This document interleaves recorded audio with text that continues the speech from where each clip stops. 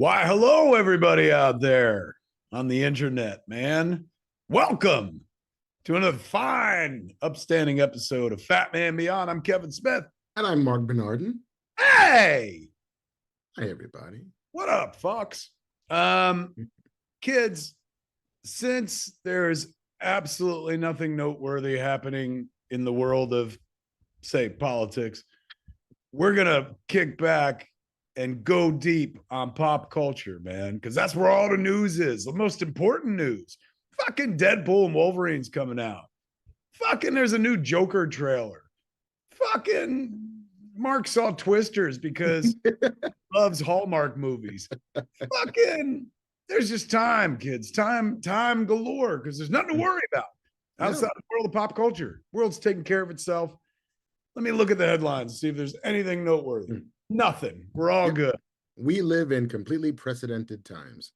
I always said my whole fucking life, I was like, man, I missed history. Like, we were born after history happened and shit. So the song remains the same, Mark. Yep, same as it ever was. May you live in interesting times. Kids, welcome back to Fat Man Beyond, man, where we're going to go ham, as the kids used to say, on the culture that fucking pops, man. Pops so hard, sometimes pops you in the eye, pops you in the ass. Fucking San Diego Comic-Con. Speaking of pops in the ass, San Diego Comic-Con is a mere few days away. Today's Tuesday. 2 days. If you're a Thursday guy, you going on Thursday? I'm driving down tomorrow night, Wednesday night. Oh my God. Were you the kind of kid that got fucking a cool t-shirt at Christmas and wore it for the first day of fucking school?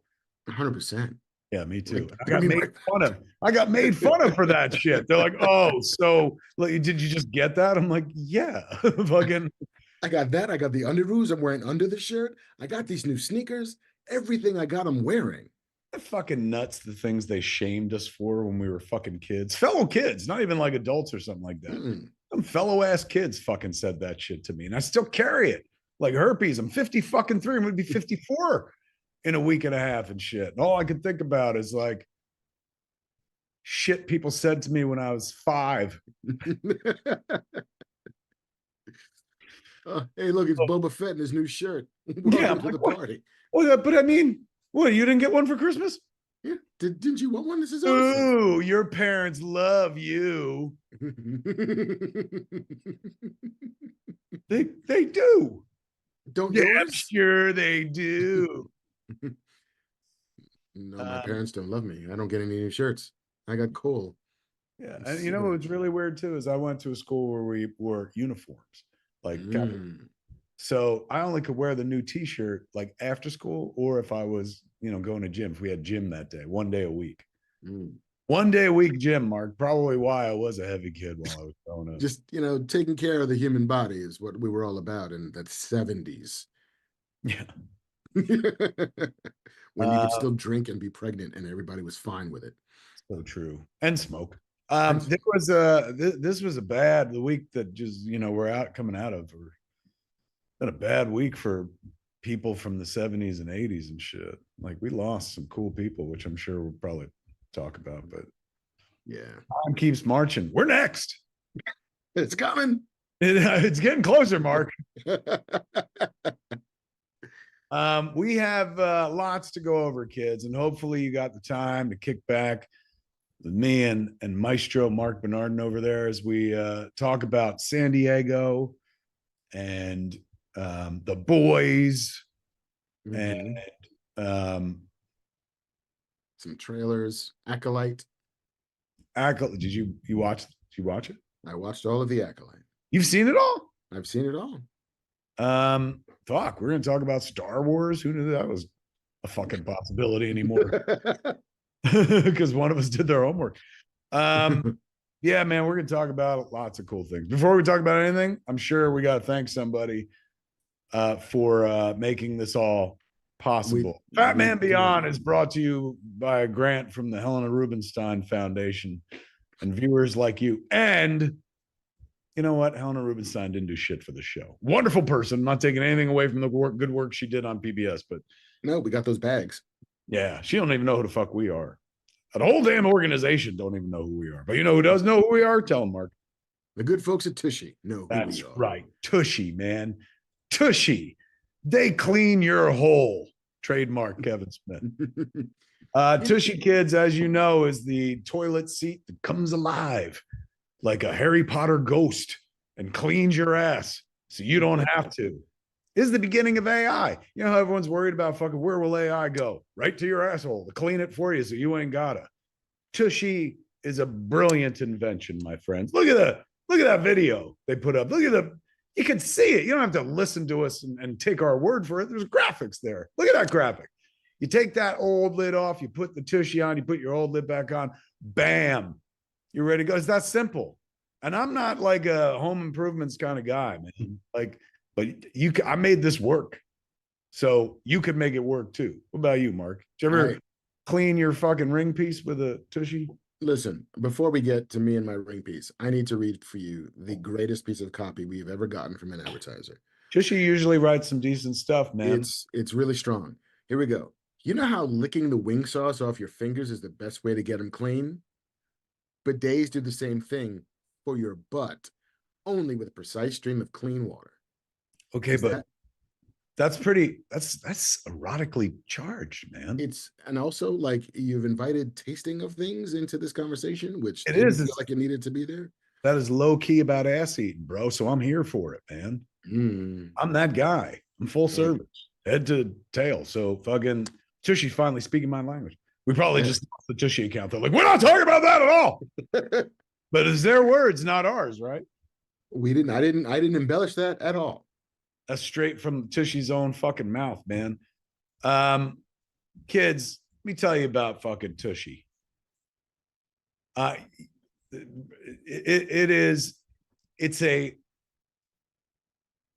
the best thing that ever happened to your sphincter. Right? Like, I was really trying to recruit people, like, right? Like, can you feel me? Do you understand what I'm saying? Tushy has a 3-stream nozzle for total clean. 1 stream ain't gonna do it with this ass. I'll tell you that much. 3 streams, then I could like hula into it and stuff and never have to touch the tyranny of toilet paper is fucking in the past, kids. In the future, none of us will be explaining what toilet paper was to our grandchildren. And they'll be like, what do you mean? You actually touched your own poo with paper? Yeah, we didn't know a better way until Tushy. Yes, cross those streams, all 3 of them, for a total clean. They got an air mash bag, man, for discreet travel. If you want to take the Tushy travel with you, they make the Tushy travel. What? Yes. You can have a Tushy at home. You can have a Tushy travel. I need to get one before we go to San Diego. Can they drop ship me one like tomorrow? Did you say drop ship? Because Tushy drops shit out of your ass. Just like Dawn, it takes streaks out of your way. The kids, I love Tushy. I use Tushy. This is a product. I'm always happy when they advertise with Fat Man Beyond because I'm like, I can vouch for how good Tushy feels. Because it feels good to be clean, man. Stay shower fresh all summer long and join the 2 million butts who already switched to Tushy. For a limited time, our listeners get 10% off their first bidet order when you use the code FATMAN at checkout. That's 10% off your first bidet order at HelloTushy.com with the promo code FATMAN. That's Hello Tushy, HelloTushy.com, man. Fresh water, kids, the same as your shower or sink, never from the bowl. What are you nuts? This ain't toilet water you're cleaning your ass with. It's sink water, for heaven's sakes. Cuts down on your TP use by 80%, saving money and your plumbing, man.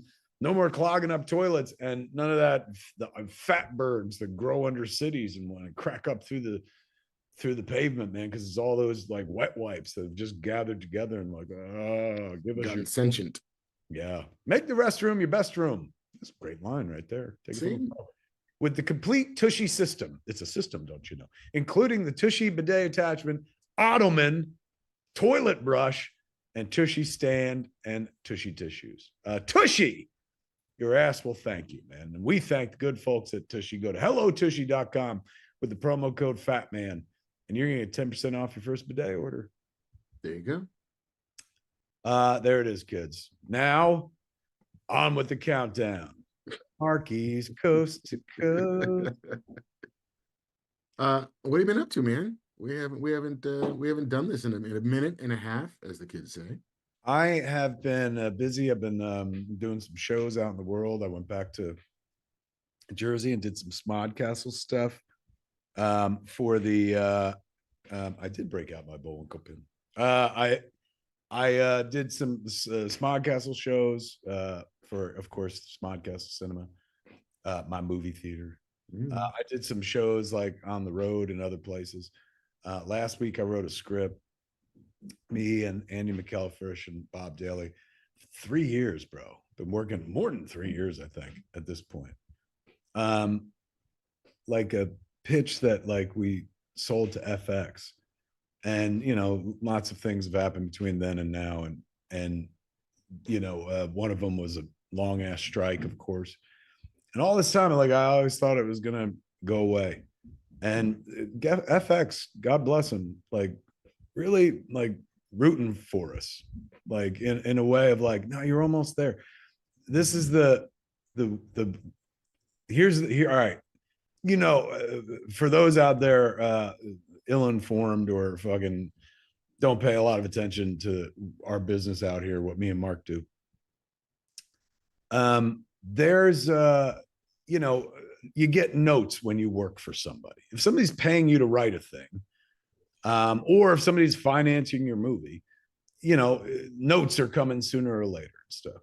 So I got a note from FX on the script that we were working on, which turned out really fucking good. It's for 20th TV. I mean, this started so long ago. I think when we started with 20th, they were still like 20th Century Fox. It might have been before the Disney deal, but they really like kept hope alive. So this is the weirdest note I've ever gotten on anything I've ever written. Ready? It's too much story. They're like, just just let the story happen. Like, don't think about plot structure too much. What was really funny is that, like, they keep saying, like, just like Clerks, man. And I'm like, yeah, but I wrote that like 30 fucking years ago. Like I've since then I've trained myself to write in a whole different way. And so it's been interesting kind of going back to a place where this, there is no story. It's just hanging out with people who say hopefully funny things. So it's kind of refreshing, man, to be lured back there. And gratifying. The script turned out good. So I was doing that. I've been working, of course, with Logic. I've spoken about many times, Logic's movie Paradise Records. I'm the editor. And so, we've been doing cuts, and then he sits with it for a while. And then like yesterday, he's like, I got some more cuts. So we got the movie down to a pretty tight, like 1 hour, 44 minutes, man. And it's, man, how do you turn off messages on so it don't ding when I'm on this computer? Anybody know that sort of thing? Bamf. Oh, hey, it's Bamf Man, everybody. He's a guy who's helpful with technology. How do you do it? If you go in the upper right upper room where corner, Jesus is going to appear? Yes. Upper right corner, there's like two little slidey boxes. If you hit that, you can turn on Do Not Disturb. It's like if you're looking, there's the date, and then just to the left of it. Do not focus. You can turn that to Do Not Disturb. So now what happens? Now it'll mute all of your dings. Fucking, you taught me a useful thing. Thank you, man. See what a befuddled old man I was? I was like, Make the computer stop shouting at me. Why is it yelling? I learned that the hard way dealing with Hollywood Reporter celebrities, where it's like, who just dung that? Christopher Nolan's like looking for the bell. Like, I'm like, oh, sorry. Look at that. Look at that fucking inside. Don't go away. Don't just fucking mention Chris Nolan and then dip. Get your ass back here, man. I actually just made that up. I thought Chris Nolan sounded impressive. I've never done anything with Christopher Nolan. say, in all this time, you've never been like, so I did Chris Nolan the other day. I would have been like, what? Did you mention me? I do appreciate the drive-by though of just turning him into like a doddering old man. Like Chris Nolan couldn't turn off the ding on his phone. I know. People out there going, oh, Mr. Oppenheimer, I heard he couldn't turn off the ding on his fucking phone. Yeah, you're awesome with the 40s tech. How about the 2020s tech? Then I would get blamed, and then the internet would come after me. Like, he fucking cries on camera, and he fucking went after Chris Nolan the dick, and he's not worthy enough to carry Nolan's job. Can you tell I've been alive in this business for 30 years and everything has happened to me? It all comes around. Sam I am in chat goes, Christopher Nolan has a lot of gall to complain about somebody's audio. Why? Why? What's the joke? Oh, just like, what was the space movie he did? Well, no, it was Tenet. Tenet was the one that you could barely understand. Tenet. And also, there was Interstellar. Like, you couldn't understand anything in Interstellar. And the Bane voice, they needed to, like, tweak that a lot.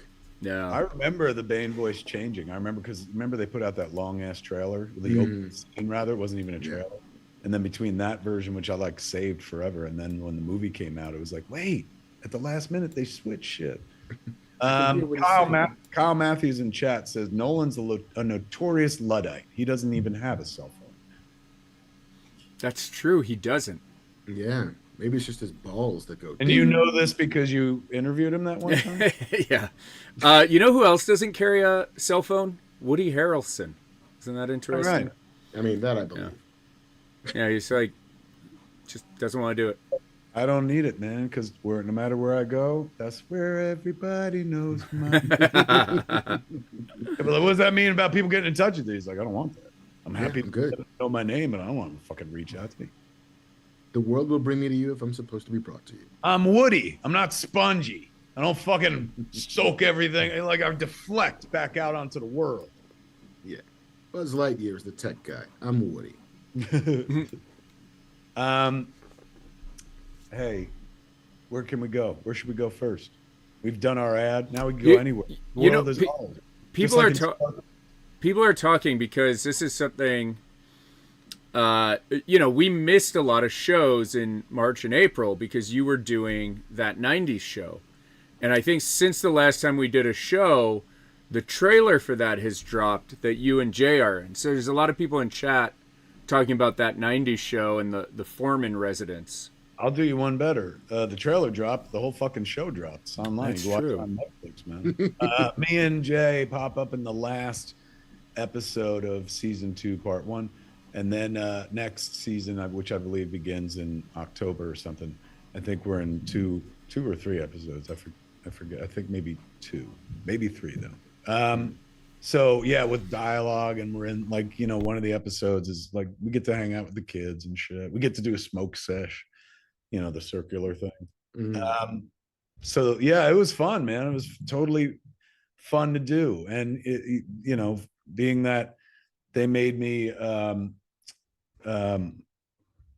Tommy Chong's son, it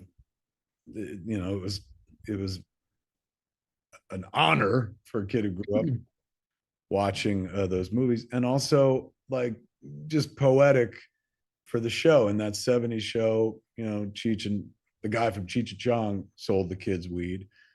And in the 90s show, the guys from Jay and Silent Bob sell the kids weed. There was something kind of sweet about it. When they asked us, I was like, oh my God, absolutely. Plus, they shoot it at fucking Netflix, which is like a 4-minute car ride away. So I'm like, oh my God. But yeah, it was good times, man. Hopefully they get to do it again and again and again and again. And then hopefully all the kids age out and they get fucking famous and rich, and they all leave the show one by one until it's just me and Jay. There you go. That, and then it goes back to that 70s show because we're both 70 fucking years old at that point. Grace and Frankie, but with 2 old stoners. Exactly, man. Makes Grace and Frankie money you read about. Yeah, but that was kind of fun, man. Absolutely fucking fun. You know what else is gonna be fun, dude? Deadpool Wolverine. I'm hearing very, very, very good things on the internets. Me as well. I am going to be seeing it, of course, as quickly as possible. I believe, it comes out the 26th, but there've got to be sneak screenings on the 25th. However, if you want to watch it with me in New Jersey at my movie theater, well, August 2nd is my 54th birthday, and I'm gonna be in Jersey because the next day is Vulgarthon, which is sold out. You know, all 8 View Askew movies in a row. 700 people coming out for that. Oh, nice. So the night before, we're doing. Since I'm in town, I was like, oh shit, let's do Watch with Kevin. We'll watch Deadpool, Wolverine, and stuff. So I thought, like, you know, because this is the second week it'll be out at that point. Mm-hmm. I thought we'd sell like a moderate 50 tickets and shit. Shit's almost sold out, man. So you can go to csmod.com or smodcastlecinemas.com and get a ticket. There's about 20 left. If you want to come watch Deadpool Wolverine with me on the evening of August 2nd, then the next day, Vulgarthon. Yeah, look at that art right there. No, good times. Yeah, man. Done by Kill Josh Petrino. That's his name. Josh Petrino is a friend of mine from back east, filmmaker, but he's in the credits of 4:30 movie, and his name in the credits is Kill Josh Petrino. His name is Josh Petrino, but he put Kill in front of it. And I was like, that's fucking memorable as shit, man. Like, why didn't I put Kill Kevin Smith at the beginning of my name 30 years ago? Because people have been saying it to me on the internet every fucking day since 1995. So, I mean, shit, would have been good branding right there. So, yeah, come out and see Deadpool and Wolverine with us at Smodcastle Cinemas. It's going to be good times. Nice. I'm also, what else am I? Oh, it's Banff Band. Hello, Banff. Before we roll into Deadpool Wolverine, it's that time again. If you can believe we've been doing the show for 20 minutes, we need to hit our new sponsor. Ooh. What do you mean? We already did a sponsor. We have to do another sponsor? We have 2. Because we've been already talking for like 20 minutes? Yeah. Joe didn't even begin yet. Yeah, we're 22 minutes into the show, if you can believe that. I wish I was able to fuck for as long as I can talk. Like, good God, man. Like 20 minutes just went by. Could you imagine if it was like, you were like, oh my God, 20 minutes went by with him going down on me. I didn't even know we were having. Yeah. And that's when the wrap it up button comes out. Like, that's usually gets wrap it up. I got shit to do. Somebody asked what I'm drinking is the Celsius. Please don't lecture me. I'm only having like one. My kid and her boyfriend sent me these videos where they're like, you know, it has horse shit in it. And I'm like, what? Well, if it does, let me tell you, that's some good horse shit. I mean, I believe everything has a little bit of horse shit in it. It's gotta. It's everywhere. Listen, it's right there on the can, man. It says fucking essential energy. That's horse shit. Yeah. But in terms of, I love grape soda. And in terms of grape soda, Celsius pretty tastes strong. Like a Welch's grape soda. Really? Does it? Yeah. I used 100%. to go, my grandparents had this tiny little, lake house in this tiny little town in Wisconsin. I used to go and drink Welch's grape soda out of styrofoam cups with like the small circular, like Sonic ice. And you saying that took me right back there. Now I feel like I gotta go get some Celsius. Oh, let me tell you something. If me saying it took you there, first taste is gonna be like Ratatouille, where you're like, you're a kid and you're like, holy shit. That happened to me last week. There's a vegan joint out here called Doomy's Home Cooking. It's like a vegan comfort food, like burgers and shit like that. Awesome cakes. They had an order of mashed potatoes, like mashed potatoes, single serving mashed potatoes with gravy. And, I was like, oh, shit, I'm going to throw that on. Like the last thing I ordered and whatnot. And then when it came, it just looked like cafeteria ready and shit like that. Went for the taste. Ratatouille fucking tunnel. Right to the first time I had mashed potatoes with gravy at Mr. Steak, an old fucking restaurant that existed in New Jersey. It tasted exactly like it, man. And then instantly I ordered 8 more to be delivered to I need to keep going into my past. Yeah. I've been trying to chase down do you remember the little like green and yellow Italian icy cups? I think it's Martino, something like that. Martelli's? Marta, maybe it's definitely Italian. Ones back east, you see them in every. I mean, fuck, I worked convenience stores forever. They were the cheapest fucking ice cream in there, cheapest ice treat, dessert treat. And the thing about Yellow. them was that like it was always like, give me the red one. What flavor is it? It's fucking red. I don't know what flavor it's supposed to be.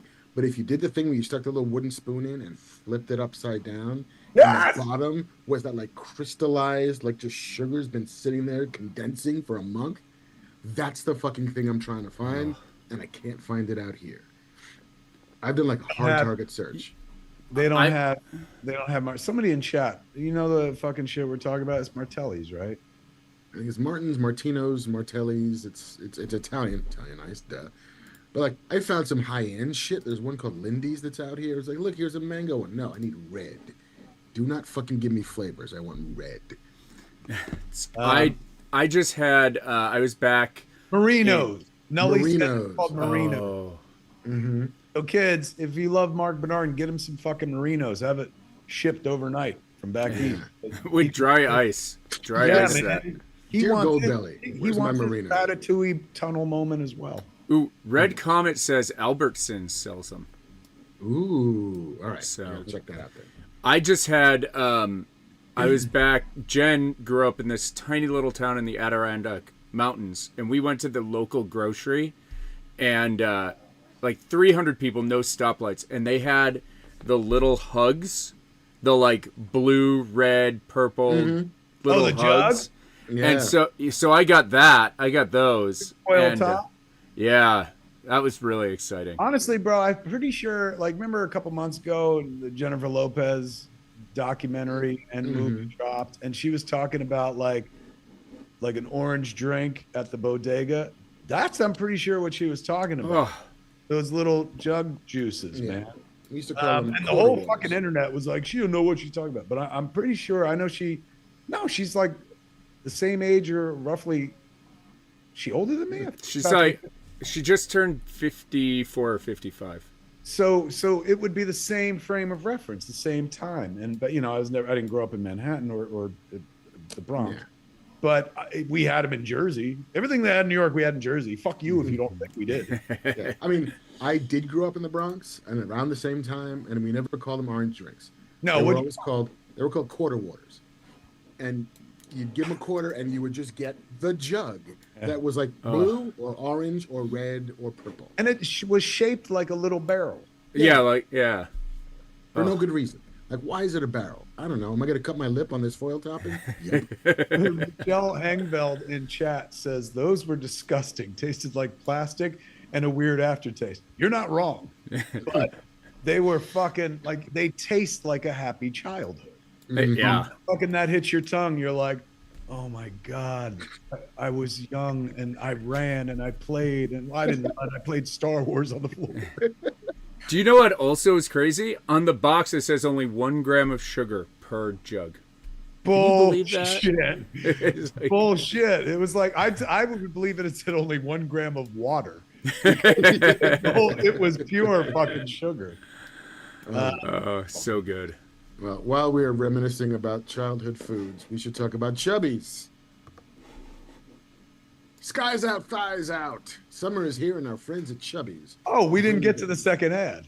No, We no. hyped it. I was like, is Mark having a stroke? We did this. Did we have a third ad? But we just talked about it. We didn't do it. I'm the one having the stroke. It's all right. We're all in our early 50s. Strokes True. are on the table. It's true. And I was lost in quarter waters, which now why wasn't I taught that fucking word? Well, we called it bug juice. Yes, I remember bug juice, but it was like the giant, like the thermos container you get at Yes. camp.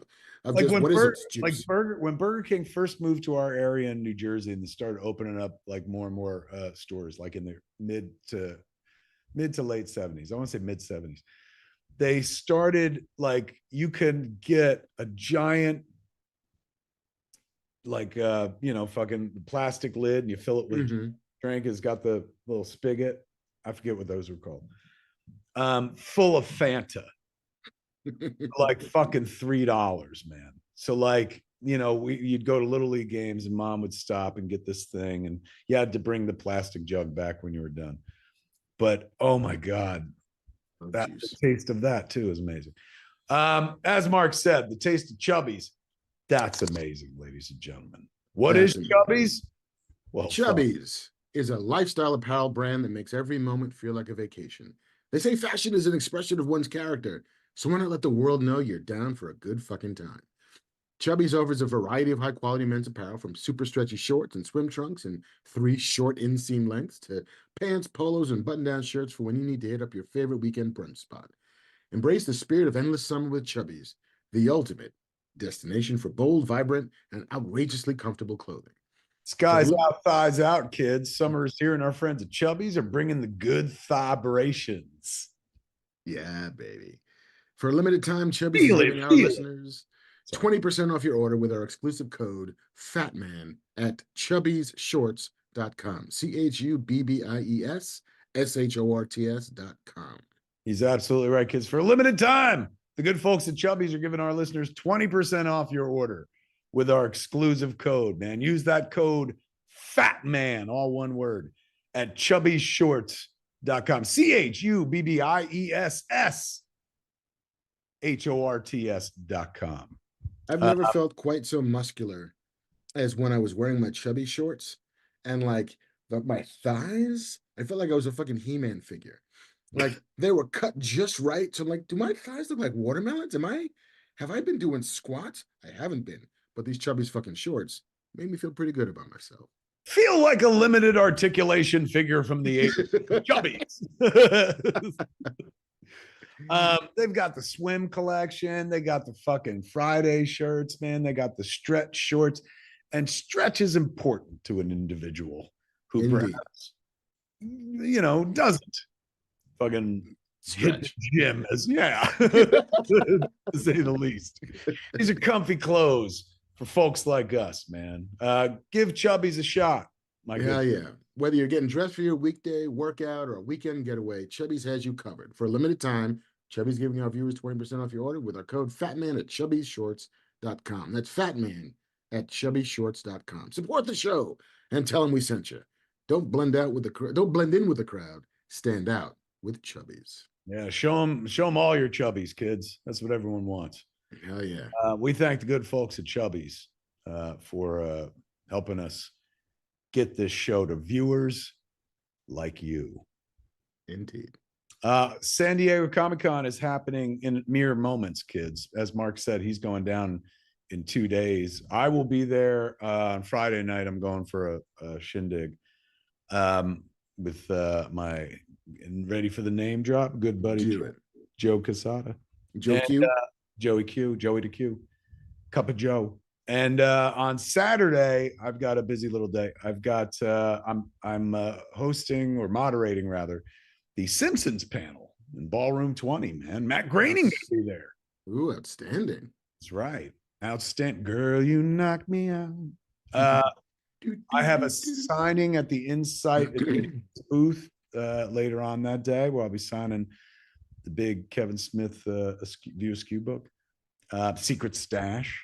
And then at night at 7 or 7:30, I'm doing the Hall H panel. I didn't do it last year for mental health reasons. This year, ready to do it, ready to hit all Hall H, man. And we are going to debut the trailer for my new flick, the 4:30 movie, right there on the Hall H stage. Tomorrow on Instagram, I'm gonna put up the poster. Poster is fucking gorgeous.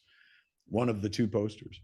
So while I'm there, I'll be showing you the trailer for that, talking about the other stuff I'm working on, and just answering questions, doing that Hall H thing on Saturday night, man. So come on out, kids. What are you doing in San Diego at SDCC? Let's see. I think on Thursday, I got a signing at the distillery booth at 2 p.m.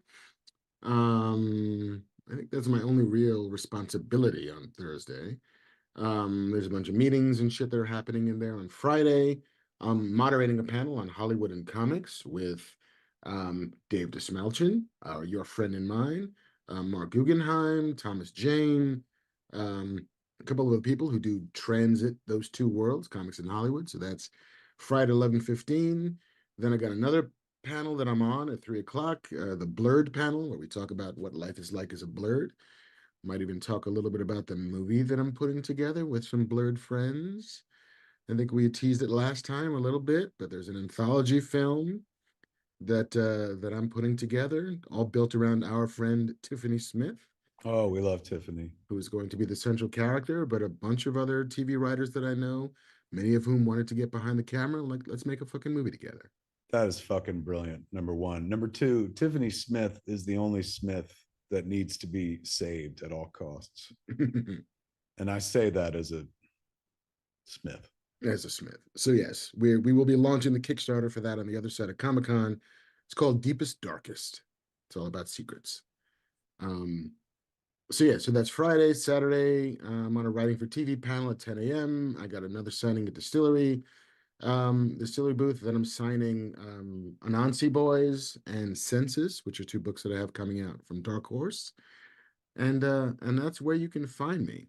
I may be stalking the audience on Saturday night, see if I can get into Hall H. I will be. I'll be backstage at Hall H watching the fucking Marvel panel from the back of the room, man. Before I go up on stage. All right, I'll be your personal assistant. Hopefully, they're not like, "Hey, who wants to go to a fucking Marvel concert?" And they empty the place. Right. It's like, hey, look, Hugh Jackman and fucking Ryan Reynolds are here. Who wants to go see Deadpool with them? It's like, oh no! And then I'm doing a panel for 12 people. That's cool. I've done it before. I did it, and there was a guy. Who was it? The dude at Collider put up a tweet with a picture of the empty Hall H from the back of the room, and like me on stage with only a couple rows of people, with a real like haha kind of thing to it. Obviously, I'm still carrying that like herpes. Yeah, well. No, you've completely forgotten that event. It's not so much the event, but that tweet was just unnecessarily fucking mean. Like, but you know what? There's no accounting for taste. In any event, the worst thing at that point career-wise, I was like, this is the worst thing could ever happen to me. So it already happened. So I'm used to it. So if it happens again and fucking nobody shows up for my panel, I'm been there. Yeah, I've been there. Yeah. It never happened again since that year, though. Every year, before I go out on stage, I close my eyes and clench my asshole, just in case it's going to happen again. But so far, it hasn't happened again. So yeah, man, come see me on the Hall H stage. Hey, you know what else you can come see? Remember, I was talking about coming to see Volgrathon, or rather, coming to see Deadpool Wolverine with me on August 2nd, the day before Volgrathon, which is on August 3rd. On August 1st, Josh Mundhall, our good friend Josh Mundhall, is presenting Blazing Saddles. Oh, nice. At Smodcastle Cinemas, man, at 7 p.m. August 1st, 7 p.m. Tickets are $8, for God's sakes.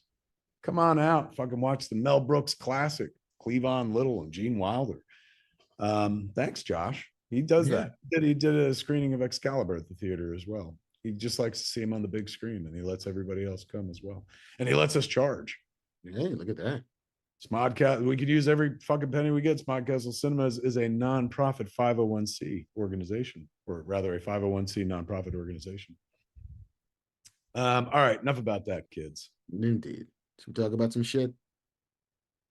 Yeah. Let's talk about this shit, man. What up? Ooh, look at the stance. From the good folks at the Major Wrestling Figure Podcast put this together, man. Major Bendies.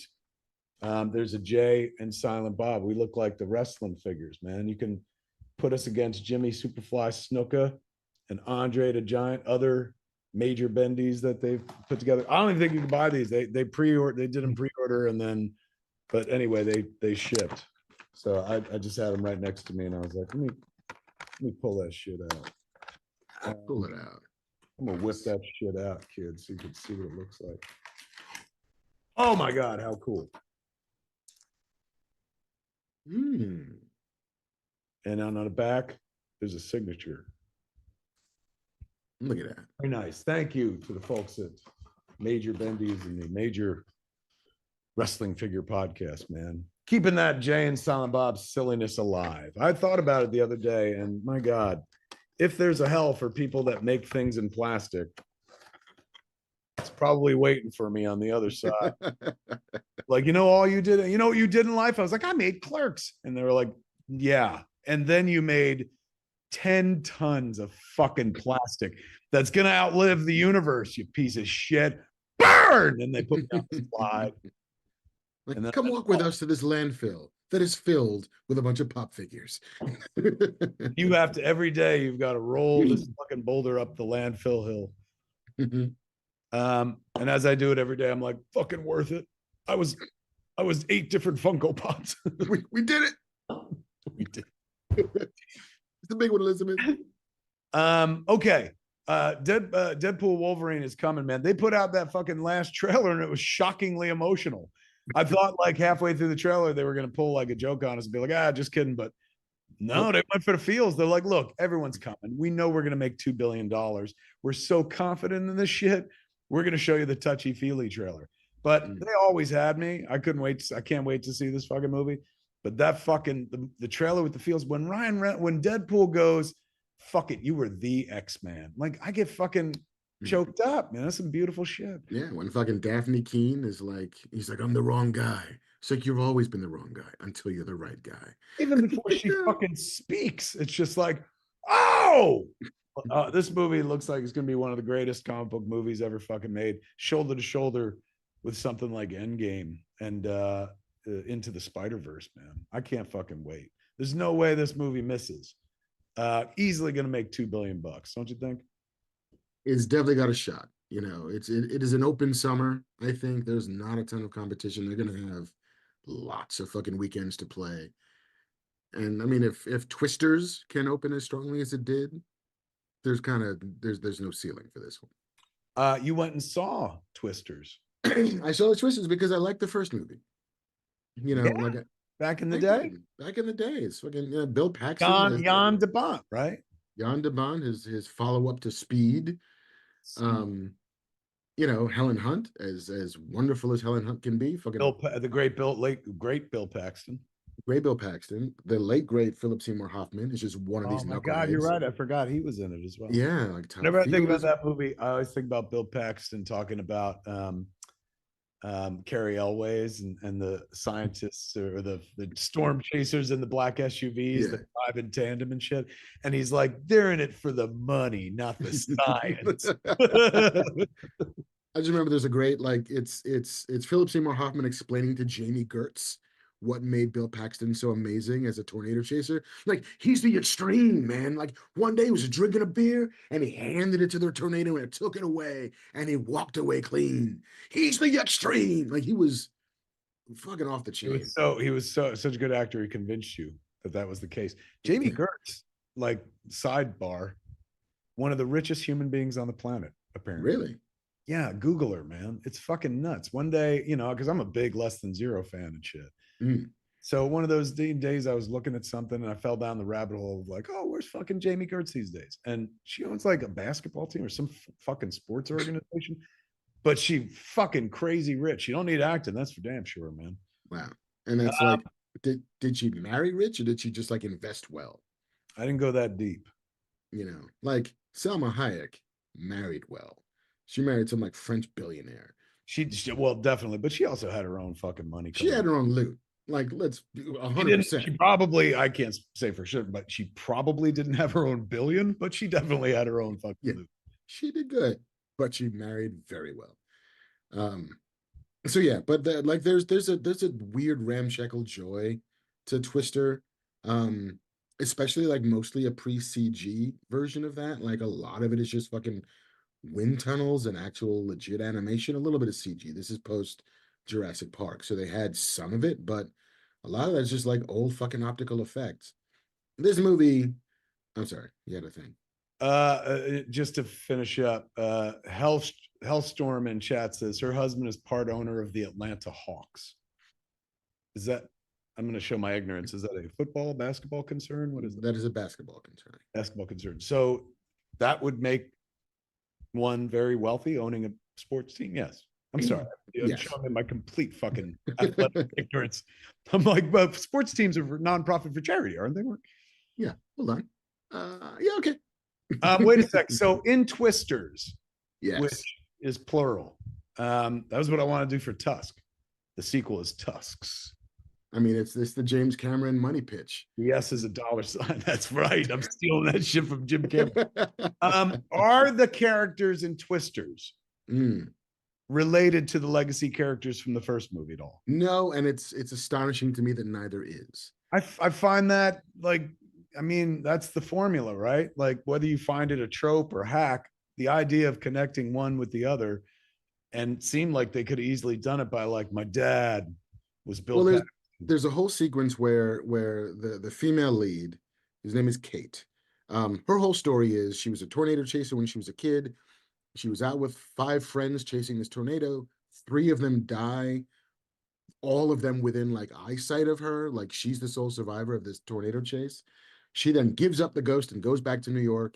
Never goes back to Oklahoma until she's pulled out of retirement. And there's a whole thing about her never talking to her mom, about never engaging with her past. And then there's a sequence where she goes home to go see mom. And I'm like, it's going to be fucking Helen Hunt back there. It's fucking going to be Helen Hunt back there, because why wouldn't it be? Like, unless Helen Hunt was like, no, you can't offer me enough money to do this. I don't want to do this. I'm not acting anymore. Then it's like, let's get Jamie Gertz. She could have been pregnant with Bill Paxton's kid. The DNA still could have passed. Anything. It's like, no, it's Maura Tierney, who is lovely and fine. But really, you're not going to do the layup of connecting the two? Was she meant to be the Helen Hunt character or no? No, not at all. Just mom who owns a farm. I wonder if it had anything to do with like, well, if we fucking put those characters in, we got to pay whoever wrote the first screenplay or some such shit. I mean, they got to get paid anyway because it's still based on the original movie, written by like Graham Yost or whoever the hell did it. Is that right? Yeah. Because one could make the argument like, no, this ain't a sequel to Twister. Like it's just about twisters. Like it's an Yeah. fucking Yeah, like not every submarine movie is about the same submarine. So Yeah. these are just different. Maybe, I don't know. But like once you're making a giant Warner Brothers movie that is still an Amblin production that's still produced by Steven Spielberg, like that's a line item in the budget of like giving those 2 knuckleheads $100,000 for characters created by. Glenn Powell, right? My God, Mhm. this dude is everything. All swagger. Is that right? He swaggers. A lot of swagger. A lot of like, is there a toothpick in his mouth all the time? No, feels like it. I'm trying to think what I've seen him in. He's in Maverick. He's the Iceman version in Maverick, Top Gun Maverick. Oh yeah, that's right. Um, I mean, I know that movie was big and stuff, but I really it doesn't. I don't remember much about that movie. yeah. Bamf. Hey, Banff man. The first thing I ever saw Glenn Powell in was Richard Linklater's Everybody Wants Some. Oh, that's the fucking the college movie. Yeah, Yeah. so like kind of the spiritual sequel to Dazed and Confused. Yeah. Sorry, my daughter's hollering. Yeah.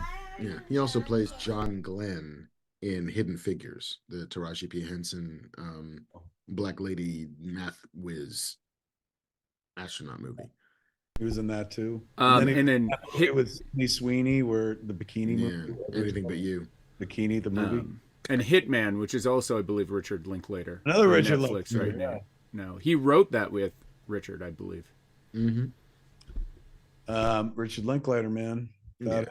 I don't Like think all I'll say is like, yes, Twisters is a perfectly legitimate 2 hour experience in the movies. It's not that good. It is not as fun as it wants to be. And the greatest comparison one can make is that it's a Hallmark movie. Which I think is why my wife loved it a lot more than I did, which is here's the big city girl who's closed off emotionally, who goes to spend a week back at home in her home state and re-engages with the joy of her life, which was chasing tornadoes, connects with her mom, finds a boy, he's handsome, and he's smarter than he looks like he'd be. He looks like a rodeo guy, but he's actually a scientist also. And like, meet cute, daring do. By the end of the movie, like it's clear that they're gonna go off together and chase more tornadoes and maybe eventually kiss. Credits. So like if you love that kind of movie, this is that kind of movie. in chat they're saying Glenn Powell was in The Dark Knight Rises. Who did he play in that movie? I don't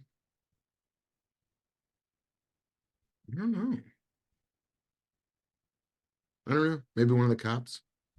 Gotta be, right? Did you So, yeah. feel it was worth your time in dollars? I feel like in a summer that is somewhat bereft of big timey movies, given that we're still in the feeling the after effects of the strikes. Like yeah, go see a big studio picture at the Chinese theater in Hollywood. Yeah, had a good time. Um, I have not. What did I go? Oh, I went to see Long Legs. No, did you like? I thought Nick Cage was wonderful, and he seemed to be having a great fucking time. And I thought it was incredibly well shot, How's like Alicia Vitt? composed. Great. I remember her from fucking the year that I went to Sundance, 1994, 30 years ago. She was in a movie with Renee Humphrey, who played Trish the Dish in Mallrats, and it was called Fun. Mm. And it was about like two girls that meet and kind of like Heavenly Creatures came like 2 years later, but it was kind of like Heavenly Creatures, like these two individuals meet and then fucking drive each other to frenzy and kill people and stuff like that. And she was like, I remember absolutely wonderful in it and stuff. But that's the little girl from Dune, right? It is. He's like, my brother is coming, Baron. Wait for my brother. She Arya keeps pace with the storm. she was good. She was really good in the flick. But I saw that and that was creepy and unsettling and whatnot. What else have I seen? I watched The Boys. I finished The Boys. Yeah, I'm 5 episodes in to the season. And I still like it. I still feel as if, and I've heard a little bit about what happens towards the end, but I feel as if there needed to be some reckoning with Homelander a bit before now. Like we it seems the story remains the same, which is Homelander's got to be stopped. We're almost going to stop Homelander. We don't stop Homelander, and we'll do it again. And like there's a version of that story where you do deal with him in a real way that actually makes it more scary. Like what's worse than a guy having power is a guy who used to have power who doesn't have any power and also has no morals and also has no druthers. I'm sorry, in chat, Mary Growlow said, I still can't believe the guy that wrote and directed Longlegs is the same nerdy guy in Legally Blonde and Anthony Perkins' son. Osgood Perkins, I think his name is. Anthony Perkins, as in Norman Bates? As in Psycho. I mean, they like, what a marketing tie-in that would have been. I mean, good for him. He's like, don't even mention my dad, but I would have been like, from the son of the guy from fucking Psycho, you nut. Like, you gotta come. Like Norman Bates Jr. presents. Oh, I'd have been trading on that shit like crazy. Yeah, I felt they did kind of. Look, I'll never complain about The Boys because I think it's a fun watch. And there are moments that, like where I sit there and go like, wow, like hats off to how fucking weird it can get. Like the moment for me this year, I know like the flying murderous sheep was kind of fun, but them fucking firing at bulletproof chickens really captured my imagination. The chicken just exploded through a motherfucker. Like, blah, blah, blah, blah. Shit like that was good. For some reason, I really felt like the season finale was going to be, Homelander leading the Supes in a fucking takeover of the country, or overt takeover the country, like fucking, essentially what they're planning to do next season. And I guess it made more sense that it's like, how about we do that for a whole last season next year? Right. So it was the ending surprised me, in as much as I was like, oh, that's how we're gonna stop. All right. But I enjoyed it. I know I saw a lot of people online were like too slow or fucking they finally did something in the second to last episode, but I don't watch shit that way. Like, I don't need the story to move along quickly, and I'm just happy to go for a ride. It's not the destination with The Boys for so much for me as it is the journey. Completely fair. Yeah, like you don't get something fun like that every day, and a couple seasons in, you got some people, and that's fine. They're totally entitled to. I'm not saying they're wrong, but some people going, it's not this, it's not that. It's like I'm just not that person. I'm like, I can't believe this shit exists. And maybe it ain't what it will. It doesn't have the same fucking surprise or impact that it had in season one, but I'll still watch the fuck out of this, man. If they want to keep making this shit, I'm there for it. I saw, online, I was called Not Discerning because I was on Michael Rosenbaum's podcast, and I was talking about how I personally will never tell you what I dislike and only tell you what I like. And then somebody put it up online, it got turned into an article someplace. And the headline of the article was like, Kevin Smith wants you to be nice to movies. And that is not what was said at all. It was, I didn't fucking tell anybody how to live or what to do. I was literally, the guy asked me a question and I answered. And I got taken to task for answering a question.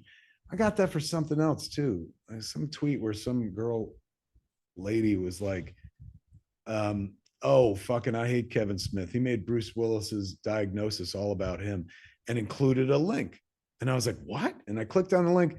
And it was like an article about how I was on Marc Maron's podcast and they asked me a question and I answered it about Bruce. And it's like, what am I supposed to do? Not fucking respond and just stare blankly at Marc Maron and be like, I'm sorry, Mark, I don't want to get yelled at by a stranger on the internet who misconstrues me answering your question for me trying to take center stage. Like, it's so irritating sometimes. And then as I just say it out loud right now, I'm like, yeah, it's the internet, Kevin. You've been doing this for 30 fucking sorry. It was a disconnect. I was like, Mark, I was on this thing called the internet and someone was rude to me.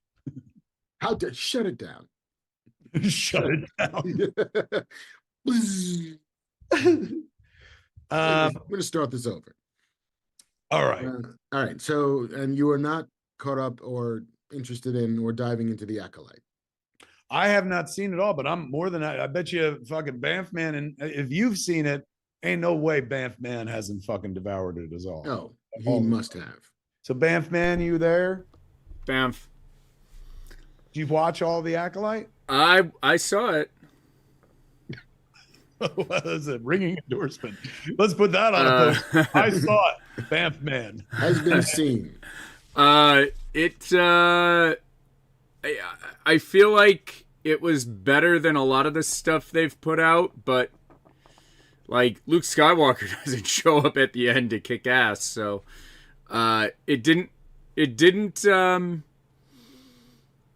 it suffered a lot of like this should have been 5 episodes and it was 8, and they didn't quite know what to do with episodes 1, 2, or 6 was kind of my read on it. Like there was some really cool deep cut stuff in there that I really enjoyed, and then there's a lot of stuff where I was like, what are they doing? Yeah,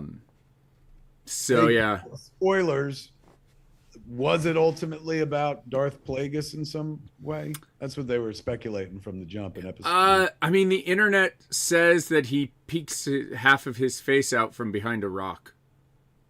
Mm-hmm. That's it. So maybe it was really what it seemed to be about was hammering home the fact that Jedi are fallible and self-absorbed and full of hubris, which I thought was interesting because I feel like that was kind of like subtly what the prequels were about, and then this was just, it was in your face about it. Like, Jedi steal kids. Here's a Jedi. He is trying to steal this child. Yeah. I mean, I sort of felt like I wish it went harder in that regard. You know, it's the we want to have our cake and eat it too. We want it to be a story in which you can sympathize with the Jedi because we're never going to say that they're villains, except they're completely villains from the perspective of, you know, A, these two characters, and B, the culture that they live in, which I just want to live on this planet and worship my shit the way I want to. Leave me alone. And the Jedi refuse to leave them alone. And also, child soldiers. Like, the engine of the Jedi is child soldiers. And this is a show that doesn't quite want to reckon with that. It kind of like tiptoes up to the ledge of it and then kind of wimps out. And then just becomes about like, I'm evil because I'm going to do this and I'm going to change the color of my lightsaber. I'm going to bleed the copper crystals. And I'm going to have this really awesome kung fu lightsaber fight at the end. And you're going to see the back of Yoda's head and the back of Darth Plagueis' head. And that's going to mean some shit to people that doesn't have anything to do with the narrative you watched. that has no real emotional resolution, but look, you saw some things that maybe you recognize. It just felt very hollow to me. It didn't. It needed to be one or the other, and by being neither, it was kind of nothing. They also they have 2 flashback episodes where in like Back to the Future 2, there's like a good half hour of Back to the Future 2 where they took alternate camera angles of Back to the Future 1 and put it in the movie. Episode 6 of The Acolyte was the same as episode 3, but for most of it they didn't even take alternative angles. They're like, here's the flashback with like 4 other shots built in, so you see how this guy reacted to these people doing the thing. And I was like, this is really odd. It was really odd the way they decided to they didn't, like, they gave you 2 episodes that didn't mean anything, then they flashed back and it was kind of interesting, and then they flashed forward for 2 episodes, and then they flashed back, and you're just like, why didn't you just tell this story in order so that I cared about what I've been watching? Yeah, it didn't. I felt like Mark said, I feel like there were some really cool ideas that they didn't dive in to enough. Right. It wasn't as bad as Book of Boba Fett or Ahsoka or Mandalorian season 3 though. So fair. But I'm just holding out. I'm just waiting for Andor season 2, and then I am not in any way sure what Star Wars has to offer me going forward. I mean, and I guess that's the thing. Like, when you watch a show like Andor, you're like, well, somebody there knows how to do a thing that's excellent. So why are we not getting excellent more often than not? And we're not. Yeah. So, what is the next Star Wars that's coming our way? Skeleton Crew is the next live action, and then hot on the heels of Skeleton Crew will be Andor season 2, and then Grogu and the Mandalorian in theaters at some point, as the ending, I gather, of the Mandalorian story. And then beyond that, I don't know. Force will be with us, one way or another. Well, beyond that is the new Rey movie, right? Right. Which they announced, and then didn't they announce one other movie? Well, they announced what's his face? Sean Levy, Deadpool Wolverine director, is doing a Star Wars movie. But nobody knows what that's about. Yeah, I don't think. Star Wars. It is a Star Wars. What did you think about the Joker 2 Folie à Deux trailer? I think it looks great. There's no way that movie doesn't make a bunch of money. But it's they are not hiding the fact that it's a musical. True. Yeah. Which is, in a world where it's like, how do you follow that first one? It's like, I know, do something, take it in a different direction. So I look forward to it, man. Trailers, all the trailers have been really good.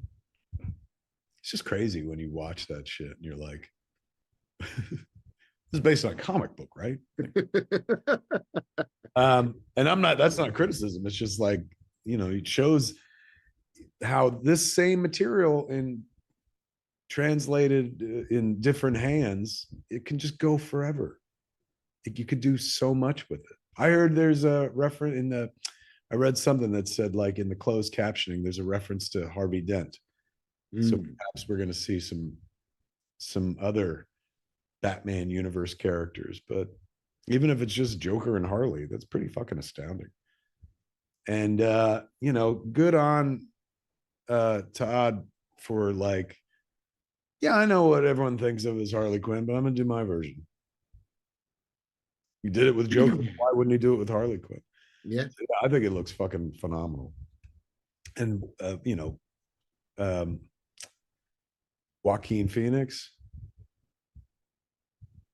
like that's the very definition of acting right there. Him like on I guess the bus going to prison in the beginning where he just like bursts into laughter and then the laughter instantly goes away. Like shit's unnerving, man. It's really, this bold ass take on the source material and pays off. Like, I mean, I talked about years ago, and I don't know if it was a tale told out of school or if it was an apocryphal tale, but somebody who was connected to the production said that in the earlier script for Joker, like he fucking killed Bruce Wayne at the end. Which I was like, oh my God, how bleak would that shit have been? Yeah. But it's that's like, I know the movie's gonna make $1 billion, but fuck if that ain't an art film about a killer clown from a comic book. Like magic act right there. Indeed. All right. Should we hit some news? We should, man. We should. Is there anything else to talk about? No. Not really. I mean, the Gladiator 2 trailer dropped, which, like, if you like Gladiator 1, you'll probably like Gladiator 2. I feel the kind of same way I felt about Twisters with Gladiator. Like I saw Gladiator and I enjoyed it, but I was not like, they're going again. Oh fuck. But I imagine sooner or later I'll see. That feels like I'll probably wind up watching that at home. I don't know that I'll rush out for a Gladiator sequel. Yeah, I mean, I'm still, despite if they put masks on those gladiators and fucking symbols on their chests and capes, I'd be there on day one. Well, they got some dudes with masks and they all have little fucking like symbols on their armor. Like, well, if it was Gladiator from the Daredevil comics, then I'd be there on day one. Alas, it is just Denzel Washington, as I'm not sure what character he's playing, other than black dude, and anachronistically in a Ridley Scott period movie. Poisonous Plants 15 says that Damon Lindelof and the Ozark showrunner are making the Green Lanterns for DC. Yeah, that got announced a while ago. It's a big show. Yeah, one part wasn't like CW, like wasn't Mark Guggenheim supposed to do one? Guggenheim was in a version of that. Tom King independently was developing a version of that. I think Tom King is still a part of now the Damon Lindelof Ozark guys version of it. Seems like it's been a priority, but they're only now just figuring out the story that they want to tell. And by they, I just mean Warner Brothers. I think everybody knew the story they wanted to tell, but Warner's had to decide to pay for it. Who asked me in chat? Doherty said, "You tired, Kev?" No, not at all. Do I seem tired? I don't think so. Can we talk about the Captain America trailer? Sure. Fuck. Like between Deadpool and what are they calling it? Not New World Order. Where's Brave New World? Brave New World. It looks like Marvel got shit back on track. No, it does. Although it's hard to imagine Giancarlo Esposito looking like he's in less of the movie than he is in that trailer. Like it is a lot of Giancarlo. I saw him at a con a couple weeks ago. Mm-hmm. And I was grilling him. I was like, "Who you playing?" He's like, "I can't tell you. You know that." And I was like, "They say you're playing George Washington Bridge, GW Bridge." He's like, "I can tell you it's not that." But then I saw speculation online last night that he's playing Machine Man. Okay. All right. We'll but see. it is very much like we have the trailer. We have the formula figured out. We're just going to do a lot of that, the things that you're familiar with. We're going to drop in Giancarlo Esposito just firing a gun, doesn't talk to anybody, doesn't have any contacts. Just it's that guy. Okay, cool. It is. I'm not going to say it was ballsy because there was no way for them to know that there would be a presidential assassination attempt a week after their trailer dropped. But for I didn't For- even put that together. That's in that trailer. Yeah, but for like Isaiah Bradley to be taking a shot at Harrison Ford, Oh, that's that bad. yeah, well, doesn't seem to have hurt them because Yeah. it's all good. That fucking shot at the end of the trailer, though, man. Seeing Red Hulk leg. Although, like, here's my question: is that not the same as like, hey, there's Darth Plagueis, who doesn't really do anything, and if you don't know, you don't know. Is this like?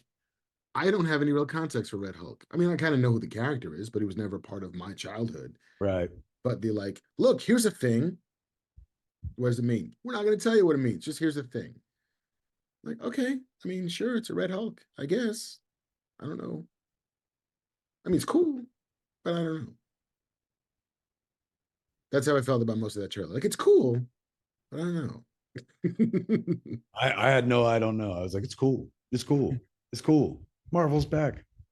I mean, they were never gone, but like, you know, they had a tough year last year, but I think this year, fuck. And then it sounds like the Russo brothers are coming back to do the next Avengers movies, which is, As we lead into our news, ooh, shall we? Mark Shall we? was a newsman, kids.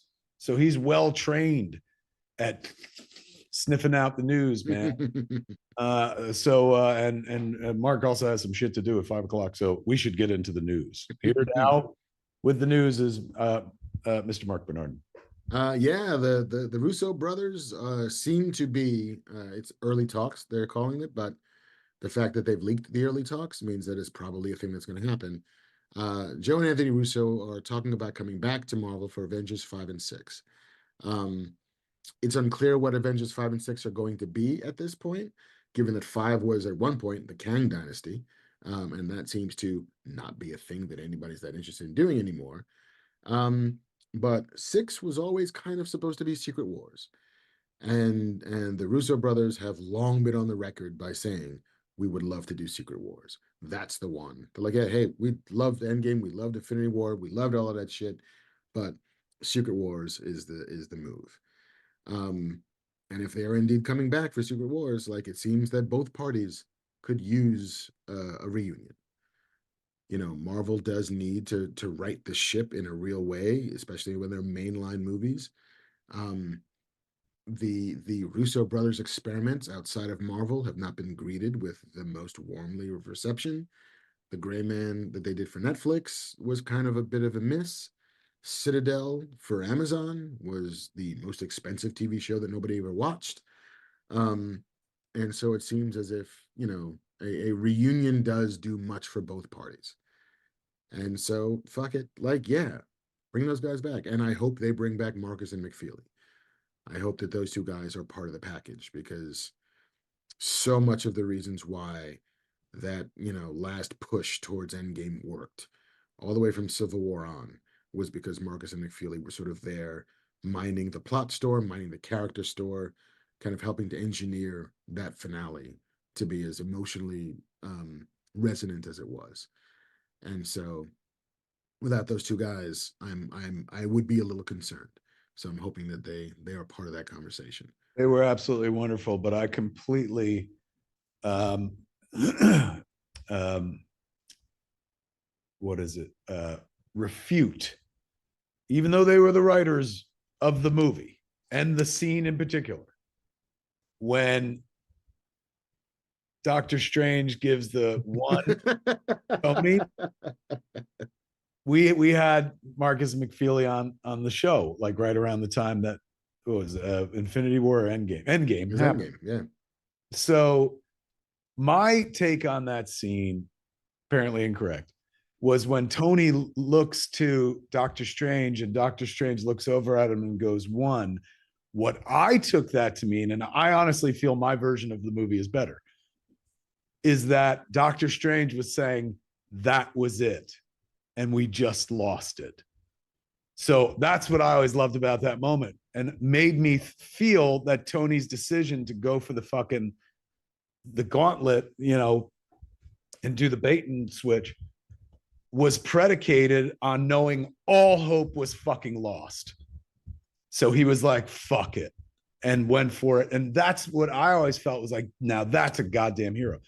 Then we had the fucking writers, for what that's worth, tell us that that wasn't the case at all. Like they were going, no, he was telling him, if you're going to do it, now's the time, because this is the one moment. Like everything tracks up to this vision, so you could be the guy, which like works, and I get it, and I like that. But I like the version better where all hope was lost and fucking Tony still found a way to save the world. That's because Well, yeah, I mean, but I don't think that your version is entirely discounted by the idea that Doctor Strange has looked at 7 million variables. He's found the one path that will work, but he hasn't told anybody what that path is. Tony still doesn't know what he's supposed to do when Doctor Strange holds up his single finger. It is just this right now, we're on the path to the one thing that is going to work. What happens next? I haven't told you to fucking put on the glove. I haven't told you to snap it all. That is still all Tony. That is still Tony figuring out how to solve the apparently unsolvable problem. So I still think everybody kind of gets what they're after. Al Sims in chat goes, "You're going to shit your pants when Deadpool takes the gauntlets and snaps and brings Tony back." Oh, yes. Oh, my God. I'll take that. Of course, the latest rumor that's been taking the internet by storm is that Robert Downey Jr. may come back to the MCU, but not as Tony Stark, but as perhaps the man behind the Doctor Doom mask. He might play Doctor Doom in what One Piece speculated is the multiverse version of Tony Stark that becomes Doctor Doom. Instead of Victor Von Doom, it's Right. that multiversal Tony Stark becomes Doom. Now, I know purists would be like, what? No fucking way. But I don't mind that wrinkle at all, particularly if it brings Robert Downey Jr. back. I mean, if they're bringing the Russos back, there's 100% no reason why you don't also get Robert Downey Jr. back. Like, you're just spending the money now, which is fine. Like, you're going to spend $1 billion, you're going to make $4 billion, and everybody's going to go home happy. But like, and I am hoping, I know that this is not the answer that's going to be true, but that Secret Wars is the end of this story, because Endgame should have been the end of this story, and it wasn't. And we've been floundering ever since. And so if they can find a way to build, and granted, they don't have a lot of time to do it because, Avengers 5 is still on the calendar for 2026. That is 2 years away. And that is not a lot of time to like lay the groundwork for what is supposed to be Secret Wars. So who knows? Maybe those timetables change. Maybe there are new movies that get slotted in that help to tell that story. Maybe they eventually get around to making a Blade movie. I'm not sure, but there's a lot of road. There's a lot of track that needs to be laid before we get there. But fuck it. They're 100% bringing back every Avenger you've ever loved, even the dead ones. They're bringing back the two guys who directed the Avengers movies you loved. Everybody's back. Everybody. And that's how you save the universe, kids. Never mind That's fucking stealing the stones and snapping and shit. You save the universe by paying everybody to come back. Be your favorites again. For real. Here's the standard rich and famous contract and all of the money you can carry. All right, what else we got? What other news? Well, the Emmy nominations are out. It is not a like overwhelmingly robust year for genre stuff, given that Strike. Strikes did stall some things, but like Last of Us and was a big hit. It's not coming back. It didn't come back in time for the 2024 nominations. We're not going to get House of the Dragon season 2 in there. We're not going to get an Interview with the Vampire in there. So like there are some things that made the cut. Three Body Problem was nominated for best drama, as was Fallout, as was Shogun, which is great. What We Do in the Shadows was nominated for best comedy. X-Men 97 and Blue Eye Samurai both got nominated for Outstanding Animated Program, which is amazing. But it is a little bit of a dim genre year. I think we can all just be in love and grateful for Walton Goggins getting, I think, his first best lead actor. Oh, for Fallout? For Fallout. Which I still haven't finished that show, but boy, it was good. yeah, I finished it not long ago. And? I dug it. I dug it quite a bit. And What's yeah, the Walton other, Goggins. what's the other movie that's coming out? But that wasn't a movie, but it's a video game base. Wasteland. What? No. Oh, Borderlands. I Borderlands. think. That's Eli a Roth. game as well. Yeah, Eli Eli Roth Roth made directed. it. Yeah, with Kate Um, Blanchett and Kevin Hart and but that's based on a game, right? yeah, yeah, That yeah. is that good? Do you ever play that game? Is that going to be huge? I played it like I didn't play it much. I didn't play it much. I think it has all of that. It feels like what if you could be? It's the mixture of the boys and Guardians of the Galaxy. Feels like the tone, which is like kind of like super colorized and high contrast version of space weird shenanigans, plus lots of gore, lots of violence, lots of profanity. Like so, hey, I like both of those things. I like both of those tones. Hey man, somebody in chat, hold on, said Latent Z said Killian Murphy is more realistic for Doctor Doom. That'd be fucking dope, man.